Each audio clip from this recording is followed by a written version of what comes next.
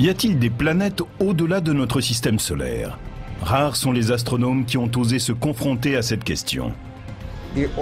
À ses débuts, la chasse aux planètes était à la marge de la science. Aujourd'hui, des milliers de ces étranges univers ont été découverts. Certains pourraient-ils abriter une vie extraterrestre? À l'heure actuelle, les planètes que nous avons découvertes sont des sortes de monstres. Vous seriez réduit en cendres immédiatement avant de pouvoir y faire le moindre pas. Mais certaines planètes offrent de nouvelles promesses. Je suis très excité par la découverte de Gliese 436. Serions-nous sur le point de découvrir une autre Terre?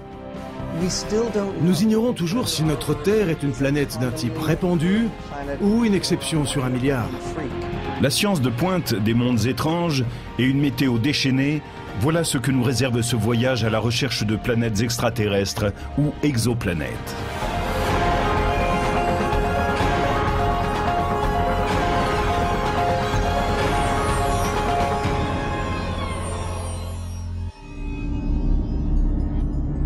Une planète monstrueuse se cache dans la constellation de Pégase, à 50 années-lumière de la Terre. Une géante gazeuse, surchauffée, presque aussi massive que Jupiter, et qui file autour de son étoile en un peu plus de 4 jours. On l'a nommée 51 Pégase B. Et en 1995, elle est devenue la première planète extraterrestre jamais détectée, c'est-à-dire qu'elle tourne autour d'une étoile. Cette découverte est une pierre blanche dans l'histoire de l'astronomie et marque le développement de nouvelles recherches pour trouver une planète semblable à la Terre. Ce que nous cherchons, c'est à nous rendre compte quelle place occupe la Terre dans l'univers. Nous aimerions pouvoir trouver d'autres terres, mais elles sont presque indétectables. Ce sont de petits morceaux de roche qui n'émettent guère de lumière. Se pourrait-il que des planètes similaires à la Terre ne soient pas si rares que nous le croyons? Si seulement 1% de toutes les étoiles avaient une planète comme la nôtre en orbite autour d'elle, cela voudrait dire que des milliards d'autres terres attendent d'être découvertes. Nous sommes quasiment certains qu'il y existe une multitude de planètes constituées de roches quelque part ailleurs. Mais jusqu'à quel point ressemble-t-elle à la Terre? Cette question est pour l'instant sans réponse. Notre Terre est-elle unique? Est-elle exceptionnelle? C'est une question très importante et assez troublante. Dans le domaine des planètes extraterrestres, on peut imaginer qu'il existe un large éventail d'objets. Nous pourrions trouver des mondes océaniques, complètement recouverts par les eaux. Des planètes faites entièrement de glace. Des mondes comme celui de Mars, mais avec une atmosphère plus dense, alimentée par d'énormes volcans actifs. Et même des planètes avec 2 soleils dans leur ciel. Il pourrait y avoir des planètes que les humains trouveraient hospitalières, et d'autres sur lesquelles ils n'oseraient s'aventurer, et qui pourraient même être le domaine d'autres types de créatures. La leçon la plus importante que nous ayons apprise, c'est que la nature peut créer encore davantage que tout ce que nous pourrions imaginer. Trouver une seule planète semblable à la Terre signifierait que ce type d'objet est répandu dans l'univers. Et dans ce cas, la vie, elle aussi, n'est peut-être pas si rare. Mais sur les plus de 200 exoplanètes détectées jusqu'ici, la plupart d'entre elles ne semblent pas compatibles avec une forme de vie, pour ce que nous en savons. Jusqu'à présent, nous avons trouvé 3 types de planètes. Il y a celles qui sont très proches d'une étoile autour de laquelle elle tourne et qui sont complètement brûlées. Tout est mort. Ensuite, il y a celles qui sont assez éloignées et froides. Et enfin, celles qui ont des orbites très excentriques, c'est-à-dire qui vont très près de leur étoile et puis parfois très loin. Elles sont donc tantôt chaudes et tantôt froides. Jusqu'ici, nous n'avons pas trouvé de planète avec des jungles et des forêts. Nous n'avons pas trouvé de monde qui soit dans une zone habitable, où il y ait de l'eau à la surface et d'autres conditions favorables à la vie. Notre référence pour définir une planète dont nous considérons qu'elle offre des conditions favorables est la nôtre. Nous l'aimons bien. Nous avons un air respirable, une température agréable et il y a de l'eau. Même dans notre système solaire, il n'y en a pas beaucoup comme celle-ci. Pour l'instant, les planètes que nous avons découvertes sont des sortes de monstres. Il y règne des conditions extrêmes. La Terre, avec sa surface rocheuse, ses océans et sa vie exubérante, est-elle un miracle planétaire sans égal dans le cosmos? Les premières découvertes de planètes extraterrestres n'ont pas encore répondu à la question, mais elles ont donné une légitimité à ce qui paraissait jusque-là une quête vaine. Bien que beaucoup pensent que la vie peut exister dans d'autres parties de l'univers, tenter de localiser celle-ci semblait il y a peu hors de portée de la science. Il y a seulement quelques décennies, un spécialiste qui cherchait ce qu'on appelle aussi des planètes extrasolaires n'était pas pris davantage au sérieux qu'un chasseur d'ovnis. Quand la chasse aux planètes extraterrestres a commencé dans les années 1980 et 1990, on considérait qu'elle outrepassait les chemins balisés de la science conventionnelle. Au début des années 1980, la carrière de l'astronome Geoff Marcy n'avançait pas. Ses recherches sur le champ magnétique des étoiles étaient dans une impasse, et il commençait à se poser des questions sur ses capacités en tant que scientifique. J'ai eu l'idée de partir à la recherche de planètes à un moment de ma carrière où je pensais être fini. Je n'avais plus d'espoir en tant que scientifique et je me suis dit que le mieux à faire, c'était de tenter une expérience à laquelle personne n'avait jamais pensé. En l'occurrence, chercher s'il y avait des planètes autour d'autres étoiles que le Soleil. La plupart des gens pensaient que nous ne trouverions jamais rien. C'est alors que Geoff Marcy, son collaborateur Paul Butler et quelques pionniers de l'astronomie dispersés à travers le monde partent à la recherche de planètes extraterrestres. Mais avant, ils doivent perfectionner leur méthode.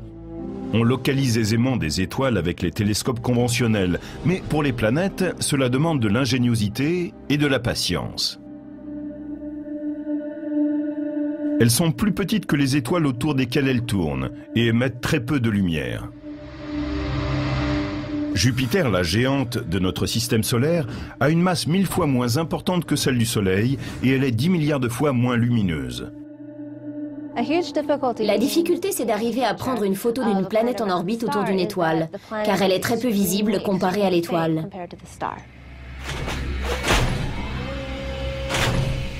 Celle-ci est tellement brillante qu'elle obscurcit presque totalement la planète, qui est beaucoup plus pâle. Aveuglés par la lumière stellaire, les chasseurs de planètes se sont rendus compte que s'ils ne pouvaient voir une planète de manière directe, il devait être possible de détecter son effet gravitationnel sur l'étoile autour de laquelle elle était en orbite. Une étoile sans planète resterait stationnaire dans le ciel, alors que celles auxquelles sont liées des planètes devaient présenter un léger mouvement gravitationnel. Nous disons souvent que les planètes sont en orbite autour du Soleil ou d'autres étoiles, mais ce n'est pas tout à fait exact. Planètes et étoiles tournent autour de leur centre commun, leur centre de gravité. Et ce centre de gravité n'est pas à mi-chemin entre les deux objets. Comme sur une balançoire, le plus massif doit être le plus proche du centre pour équilibrer le système. Si nous observons le Soleil et Jupiter, nous voyons que l'étoile est près de 1000 fois plus massive que la planète. Le Soleil est ici, le point d'équilibre se trouve là, et Jupiter est très éloigné. Il est 1000 fois plus loin.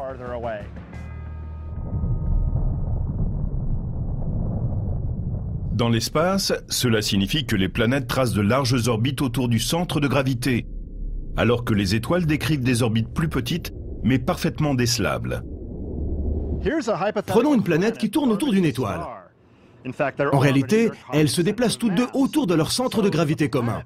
La planète décrit une orbite relativement large, et l'étoile se déplace aussi, mais sur une orbite plus petite. Le parcours de l'étoile est donc très modeste en comparaison de celui de la planète. J'ai un passe-temps assez inhabituel pour un astronome. Je pratique la danse du ventre et le jonglage de feu.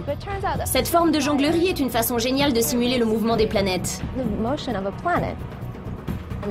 Le mouvement centripète que nous imprimons au feu est très similaire à celui d'une planète sous la force de gravité. La lumière à mon poignet représente l'étoile, et la boule de feu qui tourne autour est une planète. Comme vous le voyez, la boule de feu décrit un large cercle et mon poignet décrit un plus petit cercle à l'intérieur. C'est ce petit tremblement de la lumière stellaire qui permet aux spécialistes de repérer les planètes extrasolaires. Mais ce mouvement serait indétectable sans l'effet Doppler, c'est-à-dire le fait que les ondes sont plus courtes lorsqu'elles arrivent vers vous et plus longues quand elles s'éloignent. L'effet Doppler vous est familier si vous avez déjà entendu un train passer en sifflant.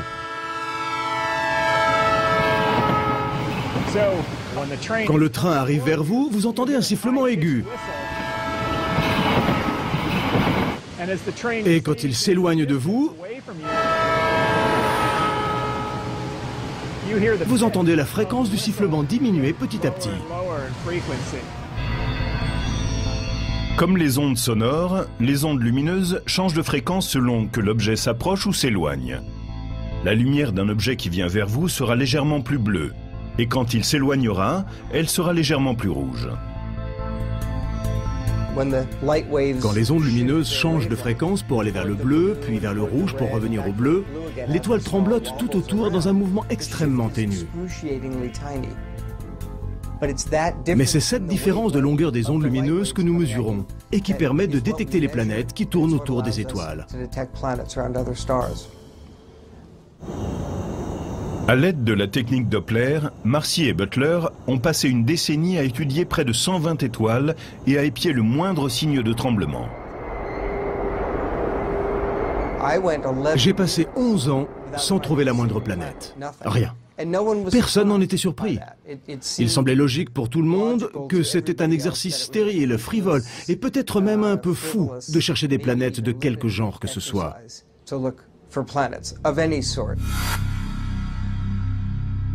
Mais en 1995, deux astronomes suisses, Michel Mayer et Didier Queloz, font une annonce surprenante.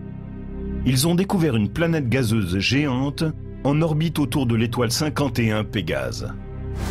Marcy et Butler filent vers l'observatoire Lick de l'Université de Californie, situé sur le mont Hamilton.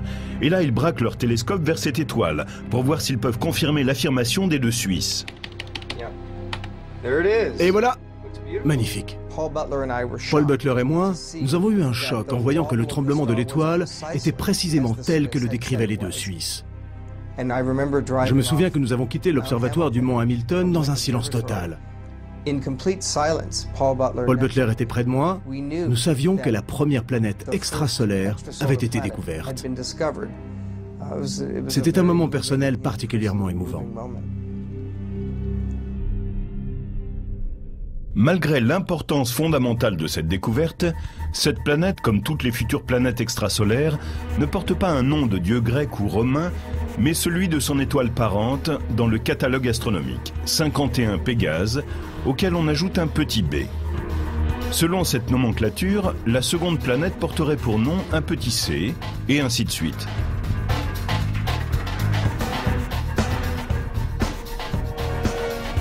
C'est d'ailleurs le seul élément modeste en ce qui concerne Pégase B. Sa découverte a bouleversé notre compréhension des planètes.